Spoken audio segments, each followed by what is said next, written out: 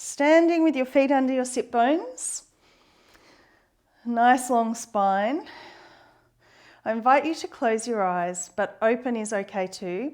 And we just tip the weight to the toes. So I'm just leaning my weight forward, allowing my back line to support my body against gravity through center, and just tipping back, allowing the front line to connect. You may sense that or you may not. You could try one more each way forward, back of the body, something somewhere might work. Through center, tipping back, something through the front may work. And back to center. We tip to one side. The high side is going to be the support here, and then to the other side. And back to center. When we're in a really good upright standing, there'll be balance between the two side lines and the front and the back of the body, allowing us to stand with as much ease as possible. If we're deviated anywhere, we'll be overworking through those oppositional lines to hold us up.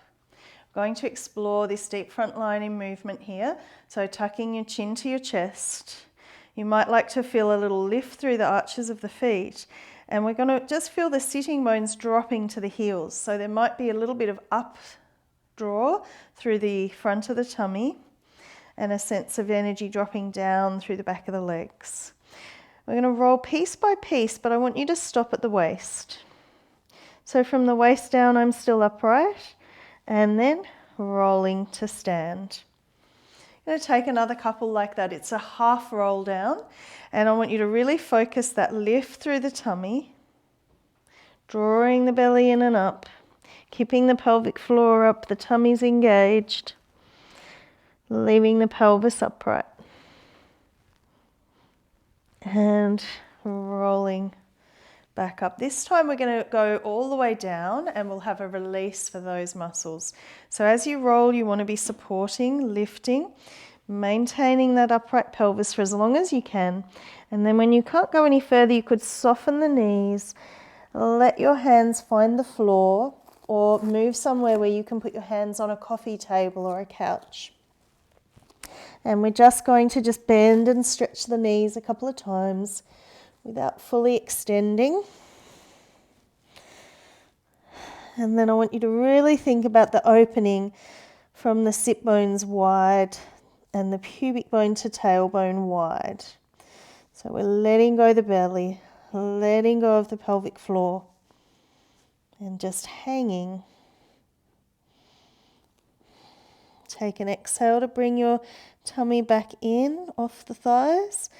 Angle the sit bones down to the heels, and then roll spine up vertebra by vertebra back to stand. We're going to take a little V and just lift the heels a little. Notice how that connects you through that midline. And then come down. We're going to step out. So we're going to step into a nice wide position with the thighs turning out. You think of your inner thighs spiraling forward. And we're going to take a little squat here. So as you bend your knees, you're going to keep the ribs in and the pubic bone drawn up, as though the sternum and the pubic bone could talk to each other in the middle. As you squat, your arms come wide to the sides, and then as you stand up, the arms can reach overhead. So there's your movement, and I'm just going to talk about how we could make it a little more focused on our deep front line. So as you stretch, you could imagine your heels pulling together, your inner thighs pulling together. As you go out, you could imagine like a TheraBand pulling out the knees and getting a big stretch through those inner thigh muscles. Pelvic floor opening, inner thighs stretching. Pelvic floor, abdominals, midline connecting, inner leg working. Wide knees stretch. Work the heels to each other, the legs to each other, the pubic bone to navel, the front ribs to back ribs. So no work in that low back. Can you feel your legs talking to your upper body so that we're connecting that deep front line all the way from the feet through the front of the body, keeping that little nod in the chin, the head back over the pelvis. One more of these. And then we make it a little more dynamic. So this time, instead of straight up, I'm going to come together, out and together. When I come together, there's that V with my connection through the inner leg, and it's a little bouncy, and I'm having to work a little more dynamically. And we'll just do one more each side.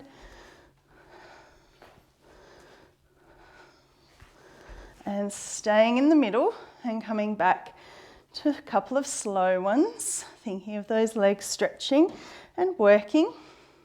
Now we're going to add a bounce. So it's going to go double bounce, together, bounce, bounce, together, bounce, bounce, together. Fascia loves a bit of bounce.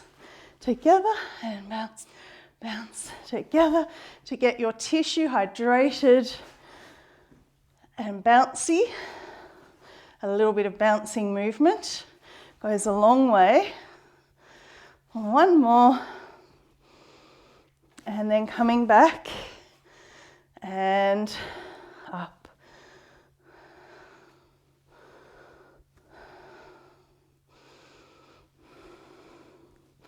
And then we're going to step those feet together, back into a little V. And we're going to try the roll down in a V. So heel squeeze, inner leg squeeze, hover the heels. They don't need to be right up, just enough that you've just skimmed the floor. You might even feel the heels still on the surface that you're standing on, but no weight. The inner legs are glued. That connects up to that tummy, pubic bone to sternum, and we're just going to try a roll down.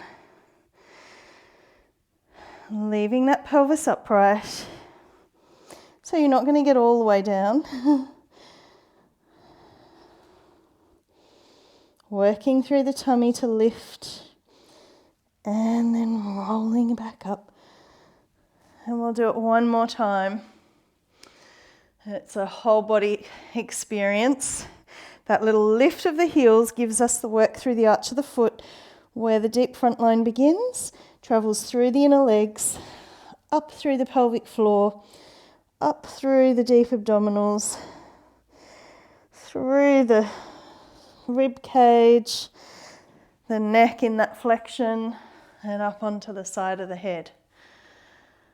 We're going to go back to our squats again, so step out wide. Just take 3 of each. So slow, down and up.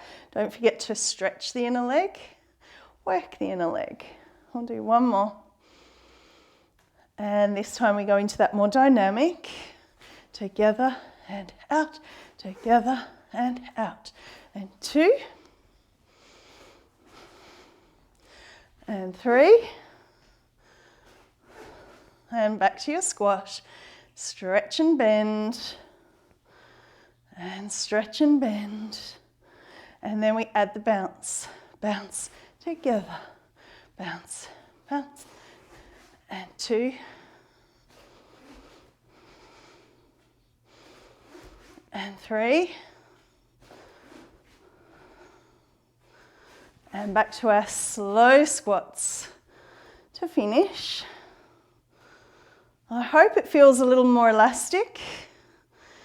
Work with what feels good and you'll get better over time. There's a really great little sequence here. And rest.